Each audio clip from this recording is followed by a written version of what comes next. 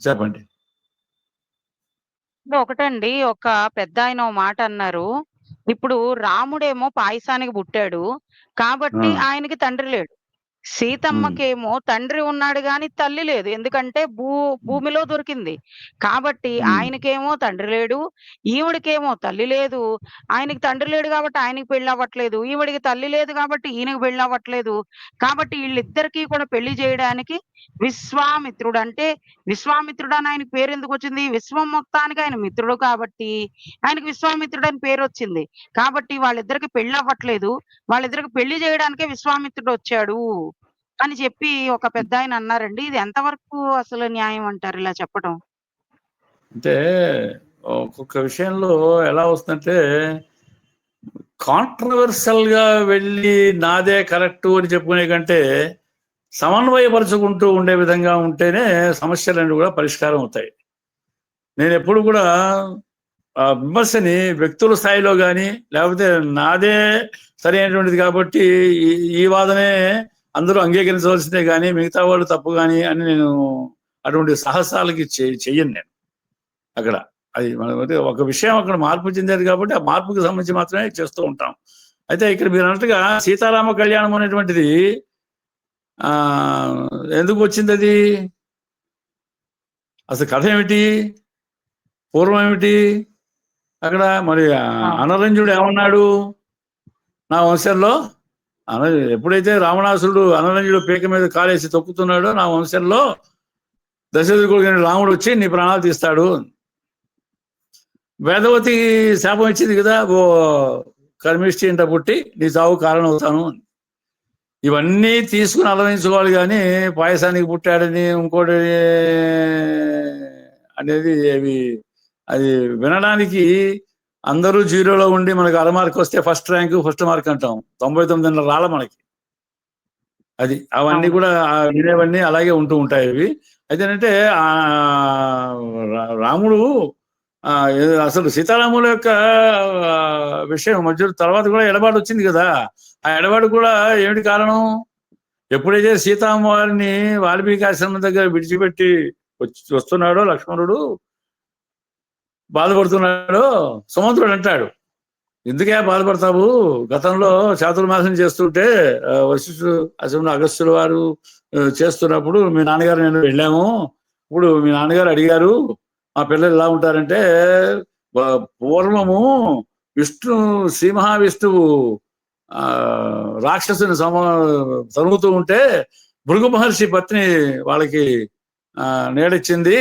భృగు మహర్షి పత్నిని శిరస్సు ఖండించాడు. అప్పుడు భృగువు చూసి నువ్వు కూడా నీ భార్యకి చాలా దూరం అవుతావు చాలా కాలము అని అన్నాడు అని నాలుగు కలుసుకుని, అయ్యో నేను సభ పెట్టావంటే, లేదు రామావతార కాలంలో నేను అలా దూరంగా ఉంటాం, అది నువ్వు చెప్పింది నేను అప్పుడు వాడుకుంటున్నాలే, అది జరగబోయేది అది అన్నారనమాట. అలా ఏంటంటే ఎప్పుడెప్పుడు ఎక్కడెక్కడ ఎలా జరగాలో ఆయన నిర్ణయించుకుంటాడు కానీ ఈ పాయసానికి పుట్టి వల్ల తండ్రి లేడు, అయితే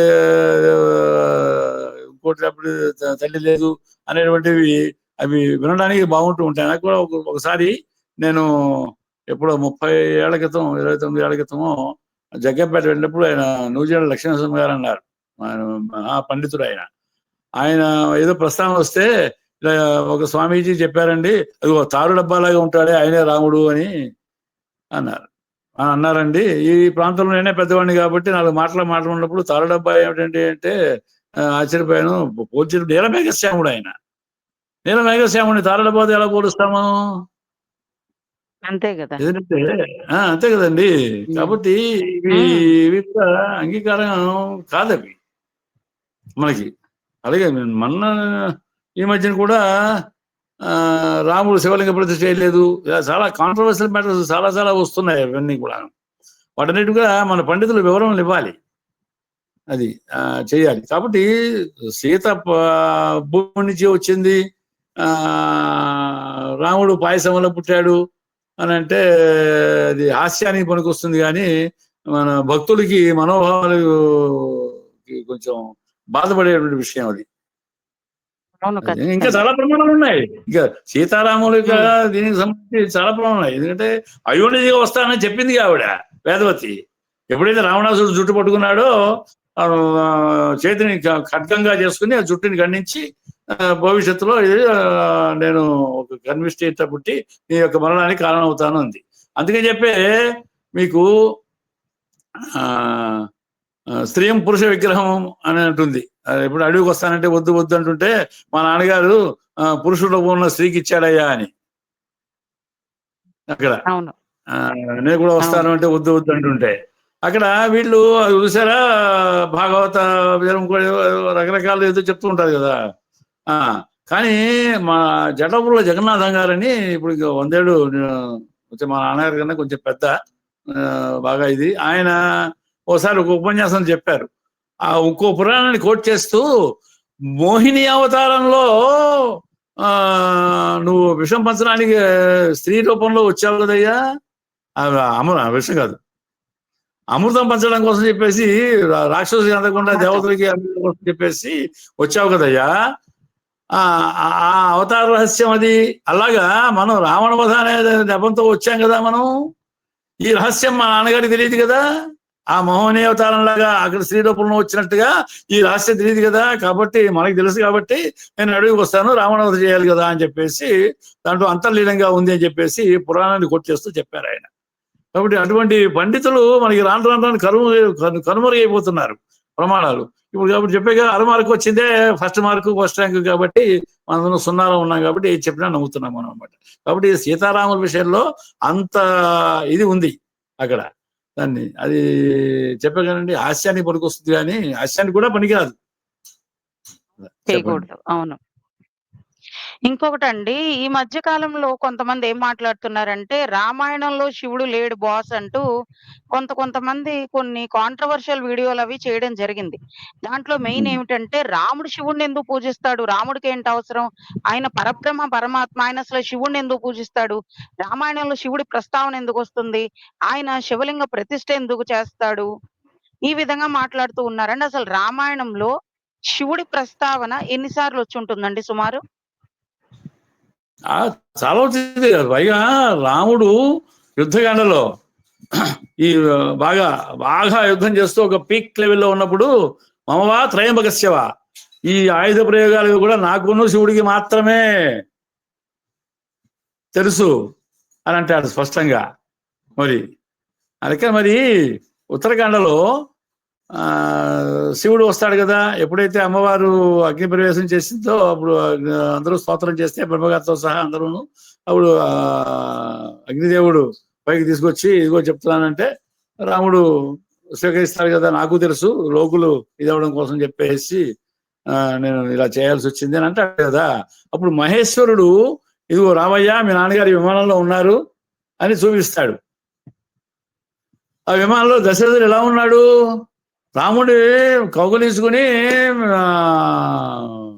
అంకం మీద కూర్చోబెట్టుకున్నాడు ఒళ్ళో. ఇప్పుడే తెలిసిందయ్యా అది రావణ వధ కోసం చెప్పేసి అంతా జరిగిందని చెప్పేసి అంటాడు. మరి భరతుడు అంత్యక్రియలన్నీ చేసిన తర్వాత ఆ రూపంలో ఎలా వచ్చాడు? కాబట్టి వైకారికత్వము అంటే కేవలం శ్మశానవాసిగా ఉండి ఏదో కాటికాపరికి పైన సూపర్వైజర్గా ఉండేటువంటి వాడు కాదు. ఇవాళ పొద్దున్న లేచామంటే బ్రహ్మగా ఆలోచన వస్తుంది మనకి, రోజంతా కూడా విష్ణువుగా క్రియ జరుగుతోంది. చివరికి రాత్రి విశ్రాంతి తీసుకుంటున్నామంటే లైకారకత్వానికి వస్తుంది. చేసిన పనంతా కూడా నెబరు వేసుకుని చేసుకోవడం అనమాట. ఒక ఫైలు ప్రారంభించడము, నడపడము, చివరికి ముగింపు, ఒక నిర్ణయం తీసుకోవడం అనేటువంటి ఎలా ఉంటాయో ప్రతి క్షణము కూడా ఆ ప్రణాళిక, ఆచరణ, ముగింపు అనేటువంటివి శృతి స్థితి లయాలు. కానీ కేవలం అది శ్మశానంలో ఉండేటువంటి వాడు శివుడు అనేది కరెక్ట్ కాదు, అది సరైనది కాదు అది. అలాగే రామాయణంలో అనేక చోట్ల మనకి శివుడు ప్రస్తావన వస్తుంది. అక్కడ రాజధానికి ఎలా చెప్తాము, ఇది దాకా మీరు కూడా అన్నారు కదా, ఈ శివలింగ ప్రతిష్ఠ చేయలేదు అని అన్నారు మీరు. రామాయణంలో శివలింగ ప్రతిష్ఠ లేదు అని, శివలింగ ప్రతిష్ఠ చేయలేదు అని రాసుంటే రామాయణం ప్రమాణం అవుతుంది. చేశాడని కానీ చేయలేదని కానీ అన్నప్పుడు రామాయణాన్ని ప్రమాణంగా ఎలా చూపిస్తాం మనం? అవును కదా, అవును అంతే కదా మరి. కానీ కూర్మ పురాణంలో స్పష్టంగా చెప్పాడుగా, కూర్మ పురాణంలో స్పష్టంగా చెప్పాడు ఇలా నేను ఇక్కడ శివుడు ప్రతిష్ఠ చేశాడు, శివుడు మాట్లాడి చేసేదంతా ఉంది. రామచంద్ర మానసులో చెప్పాడు. అక్కడ మహాదేవ శబ్దం వాడేట రామాయణంలో. సీతామ్మవారికి చూపిస్తూ పుష్పమానంలో తిరిగి వస్తున్నప్పుడు ఇక్కడే మహాదేవుని ప్రసన్నం చేసుకున్నాము అని. మహాదేవుడు అంటే సముద్రుడు అని అర్థం చెప్తారు కొంతమంది. అక్కడ సముద్రం యొక్క అనుగ్రహం పొందలేదు. సముద్రం 3 రోజులు దర్భల మీద పడుకుంటే రాముడు సముద్రుడు లేవకపోతే బాణాలు పట్టరా బుద్ధి చెప్పాలి అంటాడు అనమాట. అటువంటి సమయంలో సముద్రుడు బాణం ఎప్పుడైతే ఎక్కువ పెట్టాడో రాముడు, సముద్రుడు వచ్చేసి అది కదయ్యా పంచభూతాలకి వాటి స్వభావాలు ఉన్నాయి కదా, లోతుగా ఉండడం నా స్వభావం, ఏమన్నా ఉంటే కాస్త వారధి కట్టుకో చెయ్యి అని అన్నాడు. అది రాముడు సముద్రుడిని ప్రసన్నం చేసుకున్నట్టు ఎట్టా అవుతుంది? సముద్రుడికి అనుగ్రహం పొందినట్టు ఎట్టా అవుతుంది? అక్కడ సందర్భం కాదు కదా. మహాదేవుడు అంటే అక్కడ శివుడే, శివుడికి. అది మిగతా పురాణాల్లో ఎలా అయితే కలుపుకుంటూ ఉంటారో, అంటే వాళ్ళకి కావలసినప్పుడు కలుపుకొని, వాళ్ళకి మనసుకి కుదరినప్పుడు కాదంటే కుదరదు కదా అక్కడ. చెప్పండి, స్పష్టంగా పురాణం ప్రమాణమే కదా, వ్యాసులు రాసిందే కదా. మరి అది ప్రమాణం కాదని ఎలా చెప్తాము? అలాగా అది అలాగే. మరి అగస్త్యుడు హయగ్రీవుడు సంభాషణ కదా లలిత సహస్రనామ స్తోత్రం. దాంట్లో మరి గోవింద రూపిణి, ఆవిడ గోవింద రూపిణి ఎలా అవుతుంది? పద్మనాభ సహోదరి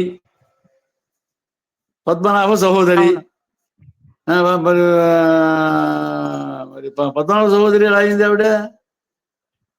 గోవింద రూపిణి అద్వైతంలో గోవింద రూపిణి, ద్వైతంలో అటు ఇటు అన్నమాట. అదే అలాగా రామాయణానికి సంబంధించి శివుడికి సంబంధం లేదంటే మనం ఏం చెప్తాం? ఇంకా స్పష్టంగా రాముడే చెప్పాడు కదా.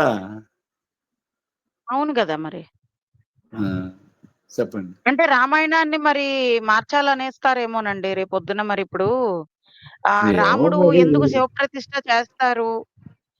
శివుడు ఎవరు ఒక ప్రభుజీ ఒక ఆయన ఎవరో చెప్పారు, శివుడు రాముడు పూజ చేస్తాడు గాని రాముడికి శివ పూజ చేయాల్సిన అవసరం లేదు. కాబట్టి రామేశ్వరుడు అంటే రాముడికి ఈశ్వరుడు అయిన శివుడు అని కొంతమంది చెప్తారు. కాదు, శివుడికి ఈశ్వరుడైన రాముడి చేత ప్రతిష్ఠ చేయబడింది కాబట్టి ఆయన రామేశ్వరుడు అయ్యారు అని చెప్పి ఒక కొత్త అర్థాన్ని చెప్తూ ఉన్నారండి. అంటే శివుడు వరకే వెళ్ళారట. పెడితే శివుడు ఇలాగే ఈశ్వరుడు విష్ణువు అన్నట్ట. విష్ణువు వెళ్తే ఆయన మరి శివుడే ఈశ్వరుడు అన్నట్ట. బ్రహ్మ వెడితే 2 ఒకటే అన్నట్ట. అది చెప్పుకుంటారు. రామేశ్వరుడు అంటే సమాసాలు రకరకాలు వ్యాకరణ విన్యాసాల్లో రకరకాలుగా మాట్లాడుకోవచ్చు అవి. కానీ స్పష్టంగా కూడా శివకేశవులకి భేదం లేదు. శివాయ విష్ణు రూపాయ శివరూపాయ విష్ణువే శివశివ విష్ణువు విష్ణు శివ. శివ కళ్యాణాన్ని 100 పేజీల పైన రాశాడు రామచంద్ర మానసులో. ముందు చూడమనండి. విష్ణువే వచ్చి దగ్గరుండి చేయించాడు. విష్ణు వచ్చి చేయించాడు అక్కడ. మనకి రామచంద్ర మానసు కూడా ప్రమాణం కాదంటే ఇంకేం చెప్తాం మనం? ఆయన మరి వైష్ణవుడేగా, రామానుజాచార్యుల వారి సిద్ధాంతంతో ఉన్నవాడే రామచంద్ర మానసు. మరి పార్వతీపతి హర హర మహాదేవ ఎందుకన్నాడు అక్కడ? మరి కాశీలో పెడితే శివుడు సంతకం కూడా చేశాడుగా రామచంద్ర మానసుకి అంగీకారంగా. అదే అది అది వాళ్ళ యొక్క, మనం అంటే పరుషం మాట్లాడకూడదు కాబట్టి మనమేం మాట్లాడడానికి వీల్లేదు. అన్నిటికీ కూడా మనం సమాధానం చెప్పే స్థితి మన దగ్గర ఉంది. అన్నీ చెప్పచ్చండి. ఇంకా ఏమన్నా ఉంటే చెప్పండి.